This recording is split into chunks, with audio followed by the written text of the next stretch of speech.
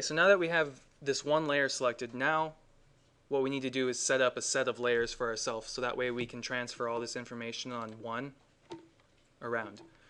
Okay, so we're going to have a certain amount of layers. So let's hit new layer, and let's notice it's all the way layer 2 at the bottom, right? So let's move it up to the top, and now that it's up at the top, let's double click it, and let's type in boundary and underscore curves.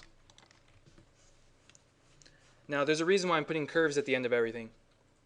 How many different types of things are there in this program? There's curves, surfaces, and solids, right? So think about how clean you want to make your model, right? You don't want to let it get all messy and everything. So anything that's a curve is going to go to a curve layer. Anything that's a surface, let's put surface at the end of it, right? And we'll get there. Anything that's a solid, let's put solid at the end of it. So that way you can turn off all your solid layers. You can turn off all your curve layers. So that way, whatever information you're using, you'll be able to turn on and off, and it'll be super controlled. So now that we've created boundary curves, let's create another layer. So we're going to call this one Parcel Curves. Now, what a parcel is it's a plot of land. It's basically the perimeter of it's like a site, essentially. The reason why I'm not calling it site is because there's going to be a site layer, right? Which is going to be your actual site. So this is all the other sites that are on this map that we are just background information, sort of to give you the landscape. Okay, so we already created the street curves. I do believe we need to make another one. So let's go call this one River Topo underscore curves.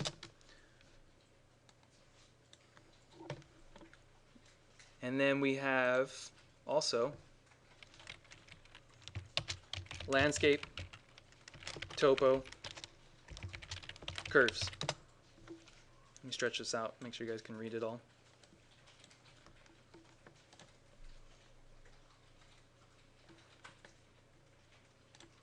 Now, is there any more elements in that? I think that's everything, right? I think that's good enough for now. We will be creating, and I'm going to have you guys do it when we get there, a building mass curves, right? We're not there yet because we don't know where these buildings are because we haven't imported an image yet. So this is what we need for now. One thing I'm going to get out of the way now already is, let's click right here, everybody, and let's select this curve that goes around the entire thing. So this is our boundary curve, right? So how are we going to take this boundary curve and where are we going to put it? We're going to put it on the boundary curve layer. We're going to click that layer. Just click, don't double click, so it's highlighted. You're going to right click and you're going to go to change object layer. Now it's changed. Now the layer is black, right? So we don't really know if it changed. It did, but we can't visually see it. So let's go ahead and click color and let's make it red. So if we turn off this, our overall master where we need to extract everything from, you'll see that there it is. So there's our boundary, right? So now that we have that information taken care of, let's hide it. So light bulb.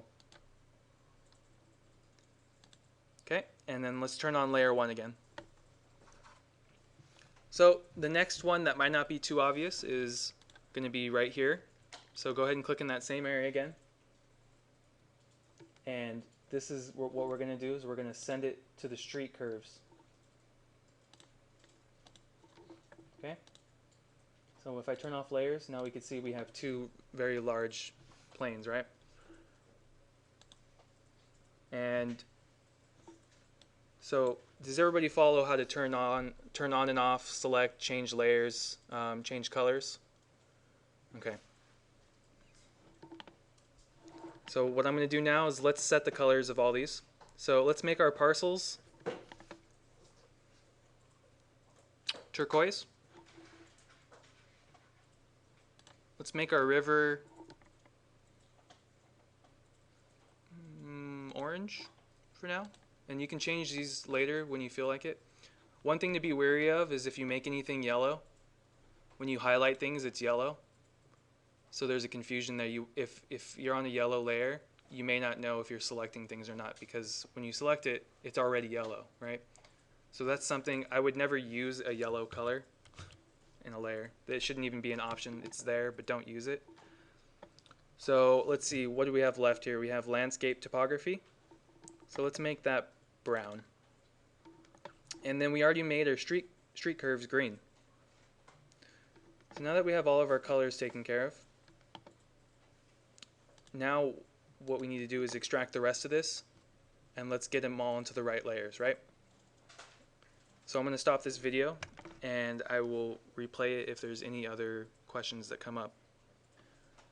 Okay, so one way, once you get all your layers transferred and you have them in the proper layers, all the curves in the proper layers, we have this layer 1, which it all started on, and when you go to right click and select objects, it says no objects added to selection. So that means there's no curves on that at all. So it's basically a useless layer now, right? We're not using it anymore. So how do we want to get rid of information that we don't use anymore? Does anybody know the command for it? What was that? Delete. That's a good way to do it, right? It's a simple way. So I'm going to show you guys that way first. This X will delete it. It's gone. Now another way to delete it is if you right click, right here it says delete layer. That's another way to delete it. Now let's say you have a bunch of layers, right, that are empty and have nothing on them,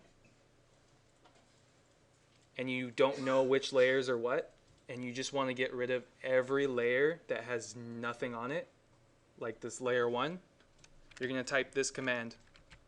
It's called purge. P-U-R-G-E, and hit enter. Now, what is it asking for in the command line? It says unused information to purge. Purging basically means to get rid of, right? And so it gives you a bunch of options here of different types of things you want to get rid of. Do you want to get rid of groups? Yes. You know, layers? Yes. So what we're interested in getting rid of is layers, right?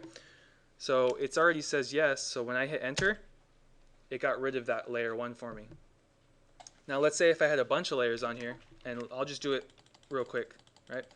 So I got 13 layers right there, right? All 13 of those layers have nothing on them. If I type purge and then hit enter, it gets rid of them because there's no information on those layers. So if you start to get a big file that has a bunch of layers on it, and you need to sort of cleanse your layer management, the fastest way to do it is to type purge and then hit enter, and it will get rid of that stuff for you. So when you right click on a street curves, you have a lot of options here. You can set to current, which it is already, so you can do that on any of these. We can set it to current. You have the option of setting the properties as well, so that's where you can turn on and off the layer. You could lock it if you want to. It's basically this right here is all the same options as what shows here in the string, right, with the material and the color. You have the color and material, you can lock it, you can turn it on and off with the light bulb. You can also create new layers. You can also duplicate a layer there. So let's say if you want another version of that layer, that's possible. Here you can also select all layers. So if you right click, you can select all layers if you want. You can also select just the objects on a layer. So I want to select only the street curves. I go to select objects and it highlights those for me, right? So that's a good way to start using your layers in order to pick objects on your screen, so that way you don't have to go around and click it, right? You put everything on its own layers, and now you use the layers to access your file or your curves. Okay, and that's pretty much everything we can discuss now. You have the option of switching the things around here by clicking on the name. It doesn't really matter, that's just extra information. And so let's move on to the next segment here.